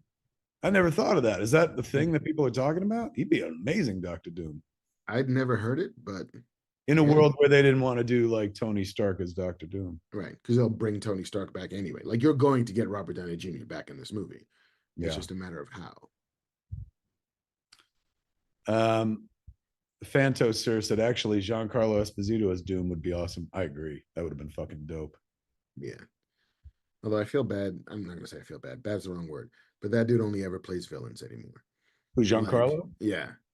Yeah, Like, true. It's true. he started as a Not if he's wonder- Machine Man. If he's Machine Man, he's a good guy. That's true. That's true. So yes, Emmy nominations are out. You'll see the Emmys. Whoever wins, wins, whatever. Congrats to all the nominees. It's not a big like rooting for genre shit award show, but there's still it's sprinkled in there if you know where to look. Fair enough. Elsewhere in pre-Comic-Con news, Boom Studios was just acquired by Penguin Random House. Acquired? Yeah. They're just doing Penguin. their distribution through Penguin. No, Random. they bought Boom. Really? Yes. What's that all about? The Penguin getting into? I mean, I know they've been shipping comics. Now they're getting into publishing. I mean they have their own graphic novel departments in Penguin Random House, but it's definitely YA stuff. It's definitely more children focused. But this is a much bigger acquisition. It does give them a big footprint immediately in not just comic book stores, but it allows them to import a lot of the Boom catalogs into legit bookstores, which again they've been doing anyway. But it's unclear the ultimate reason why, other than that, like, yeah, you just bought market share, which if you're Penguin Random House, you can do. And you also bought a little bit of Hollywood connections because they do have a development arm that's not too shabby. And so yeah, it was a surprise move that broke about 4 or 5 days ago, I think, that Ross Ritchie sold the last of it. Goodbye. It belongs to Penguin Random House now. Is that a thing to celebrate, or is it like and for the industry further constricts? I think it remains to be seen, really, if this is a good news for comics or bad news for comics. But it does seem as if it's a publisher who bought another publisher and not a studio that bought it. It's not a weird tech company that decided they want to get in comics. It is still going to be a publishing concern, which is good. Yeah. I don't know what this means for the creators who have Boom books. But it at the very least seems as if they're not going out of business anytime soon. So fingers crossed that it's good. But at the very least it's newsworthy in that this doesn't happen in comics very often.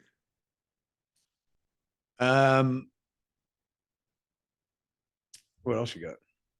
One last story. It's a wee one of interest more to Banffman than to me, or to you.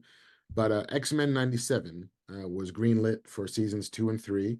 Season 2 had already been, for the most part, written by the outgoing showrunner Bo DeMayo, and Marvel has hired a fellow named Matthew Chauncey to be the head writer for the season 3 of the wildly popular and now Emmy-nominated X-Men 97. Chauncey had been on What If, and I think, let me see, I'm not sure if he'd had anything to do with X-Men 97 before this, but at the very least, Marvel is 100% committed to making more of this show. So congrats to the folks out there who love this show. We're gonna do we had like sold out X-Men 97 screenings with the cast and showrunners and everybody at Scum, so we're gonna do a X-Men themed Emmy party in September for to celebrate their nomination for episode, I think it was episode 5, Remember It. Nice. So if you love X-Men 97 the way I do, come hang out with us on whatever Sunday the Emmys are. Second or third Sunday in September. Harsh Language Podcast said Jason Blumhouse and Todd McFarlane confirmed the Spawn movie is a King Spawn adaptation. Ooh. Very, very interesting. So yeah, that's all I got news wise. You know, there were some sad passings. Indeed. That's one of them. Good old Shan, man. We did an hour-long eulogy for Shannon on this weekend's Hollywood Babylon podcast, which has not gone up yet because we had some sound issues with it. And our good buddy Will Wilkins has been trying to fix it so you can see it. But yeah, we did a long deep dive on Shannon. And we also showed the Fox short com that we did with me, her, and Ralph did like years ago. So that will be up probably, I think Will Wilkins said tonight. But yeah, Shannon, there's me and Shannon. That's me directing Mallrats when I was a little kid. And there she is going like, do you know on 90210, they didn't direct like on their chest. I miss her. She was wonderful. And one of the co-architects of Mallrats. 3 of them gone now. Shannon, Stan, and Jim Jacks, who was the producer. She's a beautiful kid, though. Beautiful soul. You know, and a big part of like our childhood. Remember how fucking like she was like one of the most famous people on the planet. Yeah, like that cast was like Friends would be 10 years later. Yeah, they just weren't paid like the fucking Friends. Yeah, because it was still Fox and they didn't have that kind of money. I appreciate a bunch of people in chat, and ever since Shannon passed last week, a lot of people have been like, I'm really sorry for your loss. And I appreciate that, and I understand the sentiment, but it wasn't just my loss, kids. Like, it was your loss. So my sympathies go out to you, the whole fucking world. She was way too young.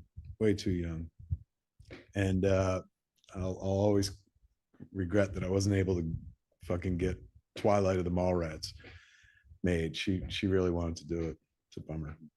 I was talking to her about coming to Volgathon. She was talking about coming to Volgathon, which is happening in like 2 weeks. But man, she's a big part of my life, big part of my work, and far too fucking young. It's cool fucking person. But yeah, if you're looking for there's a big deep dive on Babylon this weekend, which will probably finally go up tonight.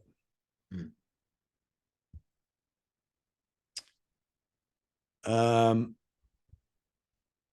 couple other people passed away, man. Yeah, Bob Newhart. Lost Bob Newhart. We lost Shelley Duvall. Yeah, Olive Oil.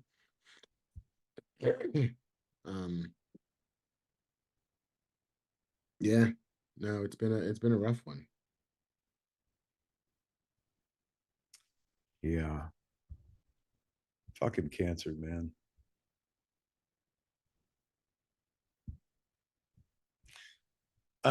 Should we before we start getting weepy, should we dive into questions and stuff? Yeah, we got a few minutes. We can answer some cues. Bamf. All right. I got this is one of my favorite questions ever. Are you serious? Yeah, and it's so simple, but I think it's so good. Jillian Blancata wants to know, what is your ideal concessions order when you go to the movies? Ooh. What's my concession order when I go to the movies? Yeah, money is a no object. It doesn't matter if popcorn and a slushie are $30. What is the ideal order? What's the perfect order? I mean, the standard fucking perfect order, of course, is a large bucket of popcorn and a fountain drink. That's tends to what goes at our theater a lot. But I'm a bring my own food in kind of guy. I know I shouldn't say that as a guy who owns a movie theater, but fuck it. I've been doing it for years. For years, I've been bringing my own food to the movie theater, and for a few years, I've been a movie theater owner, and I still bring my own food into my own movie theater. You can't, but I can. My favorite fucking movie snack on the planet, whether I'm in a movie theater or at home, is eating a peanut butter and jelly sandwich. I know it's untraditional, but it reminds me of a happy childhood. My Aunt Judy and we're also cousin Judy, because we weren't technically like related, but her and my mom grew up together and stuff. And her son Johnny is like my cousin, and he's the guy in in the cut ending of Clerks who kills Dante. And he's in Chasing Amy. He was Coey London. Alyssa Jones, shit, I know Alyssa Jones as my cousin Johnny. So we went to see The Land That Time Forgot. I think it was like 1975 or 1976 at a drive-in. And before we left, Judy and Johnny and Big John and my cousin Rachel, they all lived in Freehold. It was about 45 minutes from like Highlands. So Bruce Springsteen country is where he came from. So we go to their house, and then Judy makes a bunch of sandwiches. She makes, let's see, there's 4 of them and me. So 5 peanut butter and jelly sandwiches to go to the movie theater with, to go to the drive-in with. So we go see, Land That Time Forgot. 2 adults in the front, 3 kids in the back. It's a station wagon. So it was a back well. And so I asked Judy, I was like, hey, can I have a sandwich? And she said, yeah, go ahead. And so I ate the sandwich, and it was in like tinfoil and shit. And then, I ate another one. And then I ate a third. And so eventually Big John goes, hey, pass up one of them sandwiches. And fucking my cousin Johnny goes, they're all gone. Kev ate them. And I had to wear that shame. I ruined everyone's fucking movie snack time. They had to go to the fucking snack bar and get popcorn, which my cousins were happy about. Rachel and Johnny were like, yeah, we got better snacks. But I remember Judy being like, you ate 5 sandwiches? I was like, yeah. So I say peanut butter and jelly. What about you? I've again the platonic ideal of popcorn, some kind of fountain soda. If you want to put like some fucking M&Ms or some Reese's Crunches or whatever's in the popcorn, get a little fucking chocolate salty sweet hit. That's cool. In my later years, I've become a nachos person. Do like a movie nachos. And if it's a fancy theater, I want fucking mozzarella sticks. Ooh. I want some Maz sticks and some. You're also you like booze, so you could go to a theater and get a drink and shit. I can get a drink. I can get a fucking souped up milkshake. Like They do that? they do that. Yeah, Alamo Draft House has boozy shakes.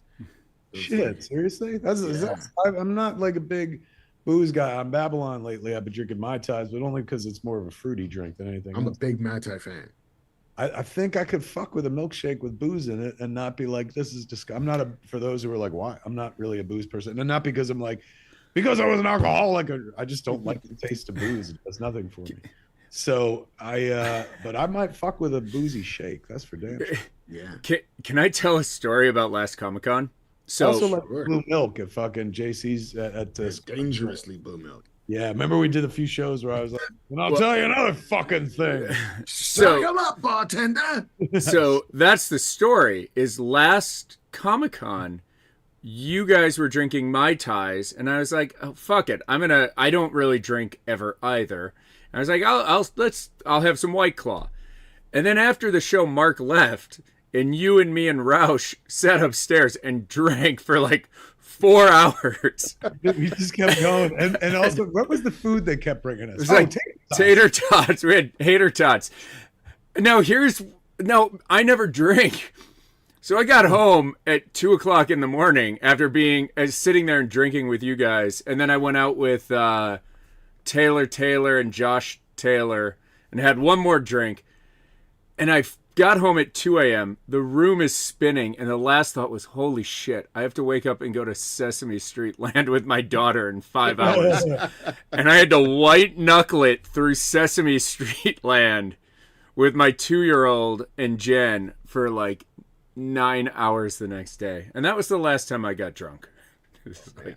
I love it that you guys had like a fucking high school drunk experience. It was like, we're just gonna hang out and just drink and eat like a long time, and then they kept bringing the tots out, so we were like, all right, let's get more drinks.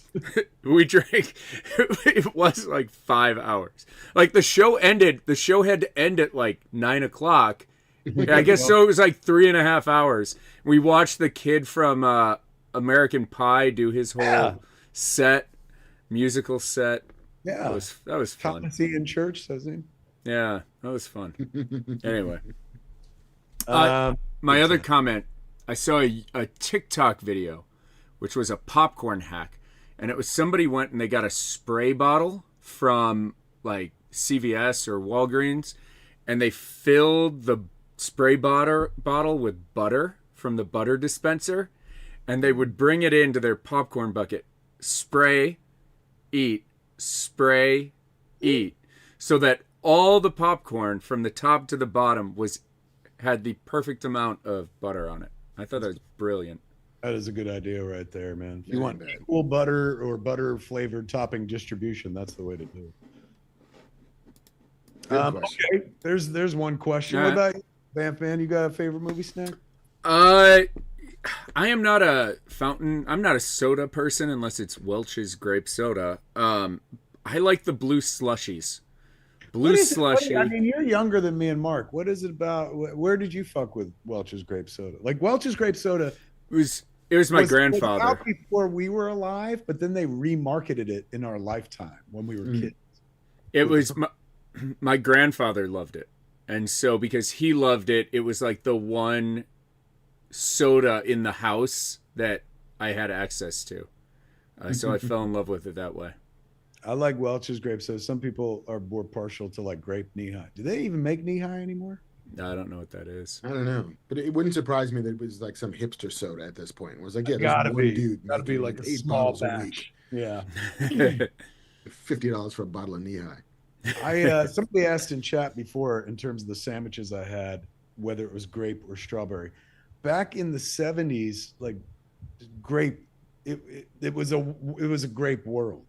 I'm not saying strawberries didn't exist when I was a child, but strawberry jelly was not nearly as popular as grape jelly. That's the way I remember it. You? Yeah, I mean, my mom was a grape jelly lady, and what mom buys is what the house eats. 100%. And then she made a switch somewhere when I was like 12 or 13, when I feel like Smucker's was pushing the fucking strawberry. And maybe there was a grape shortage. Maybe there was a shitty crop of grape. And they're like, hey, it's fucking strawberries cheaper. We're doing strawberry. And then I never went back. Like, I cannot do a peanut butter and jelly with grape anymore. Like, I am strawberry all the way. I too am strawberry all the way. But if somebody slips me a grape PB&J, that like, I don't poo-poo. I mean, yeah, I wouldn't kick it out of bed for eating crackers, but like, I fuck with it still. I fucks hard with it. Just give me that. Now, are you a crunchy peanut butter or a regular? Smooth. Fuck that smooth. Nut. Yeah. If I want nuts, I got my own. Somebody, Al Sem said, would you ever go raspberry? Only in emergencies. No, see, I love raspberry. Not with peanut butter. You can put that in like a crimpet or fucking like dessert of some sort, like those roll-up cake. But not with peanut butter. There's two tastes that don't belong together as far as I'm concerned. Raspberry is just like fucking strawberry on crack. It's too much. And Strawberry's like, "Hey man, how you doing?" Raspberry's like, "Raz, Raz, Raz." We eat together with peanut butter. You gonna know that Raspberry? You know a Raspberry fan? All right. What's question 2? Steve T wants to know if you could be on set for one movie or television show being made, what would it be? Either because you want to see how it was done or you wanted to see the director work. What film or TV show ever made? Mm-hmm. Bad News Bears. I want to travel back in time, 1976, but I want to be an adult. I don't want to be a kid because nobody will treat me seriously. But I would love to be on the set for the making of the Bad News Bears. Michael Ritchie, who would go on to direct Fletch later on, of course, directed Smile, The Candidate, amazing filmmaker. Michael Ritchie got like the most believable fucking performances out of those kids of maybe any movie I've ever seen, up to the Florida Project, because that guy got a fucking insanely real performance out of even younger kids in that movie and stuff. But Bad News Bears, man, I was talking to Scott Firestone. He played Reggie on the Bad News Bears, in the Bad News Bears, the first film, and the others. And Chris Barnes, who played the great Tanner, fucking Tanner Boyle. And they were doing a documentary like on Bad News Bears, and they got the whole fucking team back and stuff. They're all still friends and whatnot. So I'm gonna try to help them out as much as I can. But I was geeking out with them the other day, and I was like, what was like Michael Ritchie? How did Michael Ritchie treat you kids? Were you treated like children or were you treated like actors? And they were telling me, but they told me something I had no idea, dude, and it blew my fucking hair back. Paramount was the studio that made that picture in 1975, came out in, I think, 76. If you're unfamiliar with the movie, unlike, the Mighty Ducks, the fucking ragtag bunch of losers don't win at the end. Spoilers. They fucking lose in the last moments of the movie. And I always maintain that made me the individual I am. Like, we were taught at a young age between fucking Bad News Bears and Rocky that you don't always win. I mean, those are the titular heroes of these movies, and they didn't fucking win at the end of the day. It's an important lesson about character. And then, like, one decade later, when they kind of do the Mighty Ducks, which is basically the Bad News Bears, a version of the Bad News Bears, but on ice, the kids win and shit like that. And I always thought it was incredibly powerful that they depicted like the kids losing, getting their hearts broken and shit. So I was talking to the kids about that. And I don't know if it was Scott or Chris goes, we shot 2 endings. That never occurred to me because in 1976, like, that didn't seem like a thing. Most of the movies you watch in the mid 70s, pretty fucking authentic and shit. And the idea of somebody being like, well, let's have a happy ending felt like a very 80s notion to me. But he said, no, the studio wanted the Bears to win. And he said that Michael Ritchie said, what? He goes, we shot 2 endings. I was like, there's a fucking ending where the Bears win out there? And I said, and he said, I still remember, Scott Firestone goes, I still remember looping in New York City and Michael Ritchie telling the entire team which ending he went with and acting it out for us. And he's like, and then Kelly's running in, and then suddenly the ball comes in and chases, and then Yump goes out, and the kids were like, "Ow!" They were all so happy and shit. That something like that blew my mind. Now I work in the business, of course, and I know that the studios would always prefer happy, marketable ending and shit. But again, I thought that was something that really only came about in the 80s when they started homogenizing movies a little bit, mainstream entertainment and stuff. But apparently in 1976, honestly, this is like finding out there were 2 endings of Jaws, where it's like, oh, he lived at the end. Like, what? Yeah, like, holy shit. I don't know why I told that story in the first place. Yeah, the movie you want to be on the set of, Bad News Bears. Bad News Bears. I would love to be there for that. Jaws, I would love to be there on the set of, and I would ask a zillion questions. And Fame, the Alan Parker movie. Also a very formative movie for me as a kid. And I would also a movie with naturalistic performances. It's a movie that doesn't score itself. Like, there's no big score to it because there's so many musical numbers that Alan Parker just lets the film breathe, the dialogue breathe. most of the time when the kids aren't in performance mode. But I defy anybody right now to go to YouTube and just watch the ending of Fame, the graduation day, where they perform, the entire school performs I Sing the Body Electric. It's one of the most jubilant fucking scenes in movie history. But the thing that always struck me about it was like, wow, I wish I went to school there, man. Like every kid was involved in that fucking show. Everybody played a part, to the people who were playing instruments, the people who were singing, to the people who were dancing. It is pretty amazing sequence, man. It's worth 6 minutes of your time. Go to YouTube when we're done and watch the end of that movie. Fuck, I would have loved to have been there for the shooting of that. So those are.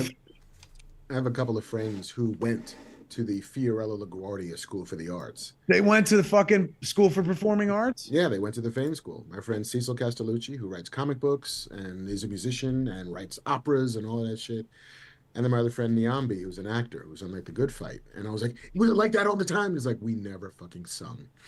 Like, there was never a moment where we're in the cafeteria and we're like, it's time for a fucking dance. Sexy Sadie. Yeah, I would imagine the movie made it way funner school to go to and shit. But the movie depicts letting these kids dance out in the streets and stop traffic and shit. Like clearly a movie type experience. But oh my God, I love that film. And I particularly love their graduation sequence. And I've watched it so many times and I've listened to the soundtrack so many times. And not a fucking month goes by where I don't hear that song, but only recently did I kind of process the beauty of that song. Because they say like, what is the lyric? He goes, they sing, it's about they're all kids in art school, performing art school. So they all want to be stars, right? And so the song is all about how they're going to be stars. So it's, I sing the body electric, I celebrate the me yet to come. I toast to my own reunion when I become one with the sun. So the song works on two levels. They're all singing about wanting to be stars, but the lyrics of the song says like that eventually and in time we will all be stars, which when I was a kid, I was like, yeah, they're all going to be fucking famous. That's not what it means. Like they're going to return to stardust like we all fucking do. Made it even more profoundly fucking beautiful. And it took me 5 decades to figure that shit out. A little less than 5 decades. Anyway, what about you? I think I would have loved to have been on the set of Do the Right Thing. I would have loved to be on the set of Raiders of the Lost Ark or Jurassic Park. Wait, what was the first one? Do the Right Thing. Oh, I'd like to be there. Can I go with you? Sure. It's just fucking it's right around the corner. I'll fucking go. That was one of the most important movies I've ever seen. Man, it helped shape me as a filmmaker. I love that movie. Yeah, but that feeling of like, we're kind of still a bunch of kids.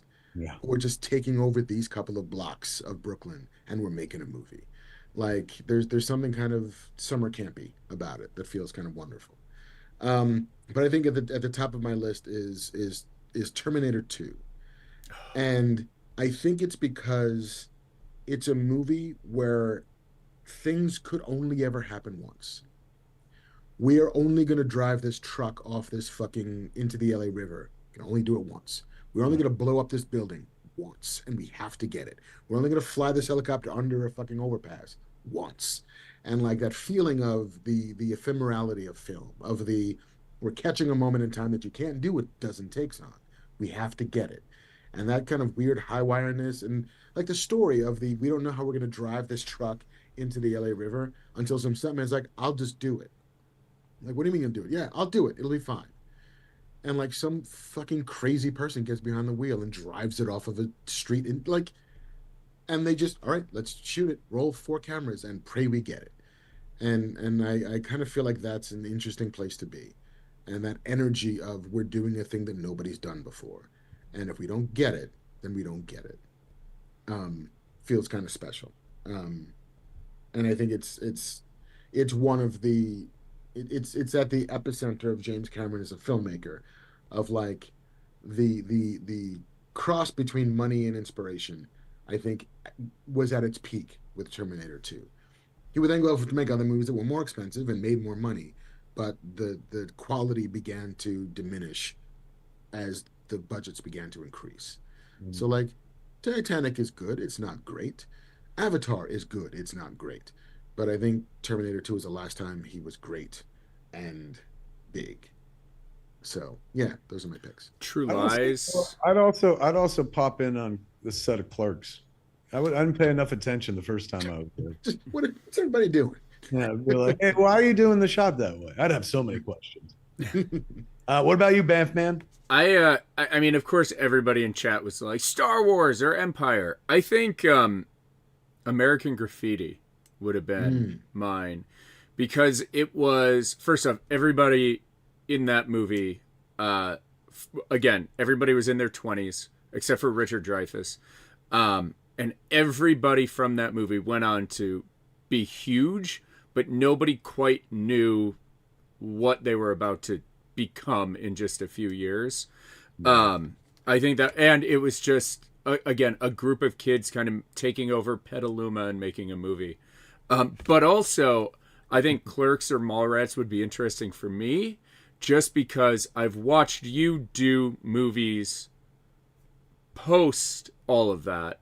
And I think if I'm the exact same person, it would be interesting to see how you directed a movie at 22 versus like 52, right? I think that would be really interesting as somebody, because I don't really fuck around with any other movies or anything like that. You're really kind of the only director and movie sets I've been on. So I think it would be cool to see what 30 years does, you know? It would be like the difference between Marty's dad and Back to the Future in the present and Marty's dad in the past. Yeah. You see a real nerdy guy who's like, and you have to fucking convince me to make Clerks and shit, otherwise you won't exist. Kevin, get out of the tree. Stop looking in their house. That's a great question, man. That was a good question. Hats off. That was tremendous. Um, Where we're going last? All right, last one. This one's equally very easy and very difficult. Max Flay wanted to know, fuck, marry, kill, Deadpool, Wolverine, and Darth Plagueis. Oh, that's easy. Fuck Deadpool, because he pegs anyway. And he seems like he'd be a good time. Marry Wolverine, because he'll always protect you. And he never grows older and he never dies, so he could take care of you in his old age. I guess he died that one time. And kill Darth Plagueis. I don't know enough about him. Plus, what I do know, I don't like. So Darth Plagueis, though, is the guy who figured out how to cheat death. So you have three guys who can't really die. Look at that. Good point. So could you learn how to cheat death from Darth Plagueis if you married him? Am I going to age? Because not living forever, cheating death ain't as cool as like cheating death and freezing yourself at a certain age. You know what I'm saying? Like if I'm cheating death and I'm like 110,000 years old and I'm like, what am I cheating? I'm cheating myself. But if I'm cheating death and I look like I do now, then it's worth it. That's worth the investment and shit. People be like, man, he never gets, you'd be like, then you're Paul Rudd. Paul Rudd, cheater of death. Totally. Fucking the was that Dorian Gray, modern day Dorian Gray. All right, wait, where were we? Mark, fuck, marry, kill. No, I think it's the same order. I think it's fuck Deadpool, marry Wolverine, kill Darth Plagueis, because again, I have no connection to Darth Plagueis at all. Yeah. So sayonara. I think I'd switch Deadpool and Wolverine. I think I'd marry Deadpool. He would be, for the rest of your life, he would be providing laughs. That's true. You would laugh yourself to the grave.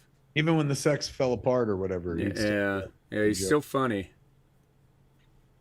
Good point. Good point. You might be right. You know, I guess I didn't think that way because I'm like, I can make myself laugh. I got me. What I don't have is claws to protect myself. It would also make you be like, if you're going old and senile, you'd keep being like, honey, who are you talking to? And he's like, just breaking the fourth wall. And you wouldn't know if you were going crazy or what. Like, it would be plausible deniability for yourself. Am I senile or is he just funny? That's a question we all have to ask ourselves. Always, every damn day. Kids, can you believe it? We've hung out for how long have we been doing this shit now? Yeah, just 2 over hours. 2 hours. 2 hours. And Mark's got shit to do, man. So we got to bolt out of here and whatnot. But we gave you our time and a hell of a show, packed fucking show. I know. It's squishy how much show we gave you. Lots and lots of show, man. You want to see more show? Come on out to San Diego this weekend. Me and Mark will be there doing stuff. Various places. Look at that graphic right there. Handy dandy graphic made by the Dark Nate himself. Let you know where I'm going to be. And there's the book Yeah, sign get your signing as well. After that, don't forget, you can come see Deadpool and Wolverine with me on my birthday. Do you ever want to come to my birthday party? Well, here's your fucking chance. The night of August 2nd at smodcastleCinemas.com. We're going to watch Deadpool and Wolverine together. And that's the night before Vulgarthon, which is sold out. But you can still get tickets for the Deadpool Wolverine watch with Kev. And then later on in that week, I'm heading out on the road again. I go to, oh shucks, where am I going? It's 3 places in the South. Oh, no, not in the South. Cincinnati. I'm doing 2 shows, 1 sold out. That's on August 8th. August 9th, I'm in Lexington, Kentucky, doing 1 show. And then August 10th, I'm in Kingsport, Tennessee for the Smoky Mountain Fan Fest. Ooh. That's right. And then we haven't announced it yet, but well, here, I'll tell you kids. So I told you the 4:30 movie trailer is going to debut at my Hall H panel at Comic-Con after Marvel clears the room and shit. Then the trailer will drop online on Monday, along with tickets to the premiere, kids. We're having the world premiere of the 4:30 movie at Smodcastle Cinemas. And it's going to be a benefit, because we're a 501c nonprofit, my friend. So this is the premiere, the world premiere, man. If you want to be there and watch the movie in the theater where we shot it, you're going to be able to do that. Tickets are going to be at csmod.com, or actually it'll have its own website, 4:30 movie website that drops on Monday. That's Monday, kids. Nice. And then at the end of the month, end of August, I'm going to be in Vermont and New Hampshire. Yeah, doing shows out there. They got moved. I was supposed to do them in May, but I was helping Logic make Paradise Records. So now we're finally making up those shows. Don't forget, Chronicon is coming in Chicago. Me and Mark will be there. You're going to be there, aren't you? I'm going to be there. I signed the papers and everything. Tickets at csmod.com. Canada, I'll be in Winnipeg in November with Malcolm doing a show. Tickets at csmod.com. I'm coming to your neck of the woods, kids. I'm traveling again. So coming out and see me. But if you don't, you can always see us right here for free in this little box. In the box. In the box. Box. Out of the box. You ever watch that on Disney Channel? I never have. That was a show that was popular when my kid was little, so I was forced to watch like a lot of but there was one of those imagination shows where you take pots and pans and boxes and you make things, forks and whatnot. But the song was out of the box, take one box, put it with another. Sorry. And you get 2 boxes. 2 motherfucking boxes. It was the early days of TV. It's before streaming. We were very entertained. Just counting boxes. Just boxes. There it is, my friends. Smash that like button, as Max Flay says. I've never said that before. No, hey, now we did it. Now we know. Subscribe. Are you subscribed? Subscribe. Hey, fine. Just get alerts when we're coming on live again. And you'll know when we're happening. Hell yeah. Kids, thanks so much for hanging out with us. Thank you to JC, to Banff Man, for making it all happen. There he is. Just like Nightcrawler. He bamfs in and he bamfs out. Badass motherfucker. Nightcrawler from Marvel Comics, not that movie with fucking Jake Gyllenhaal. No, different Nightcrawler. Yeah, he ain't that Nightcrawler. He's the one that's like, Liebchen, they don't know what it means to be a mutant.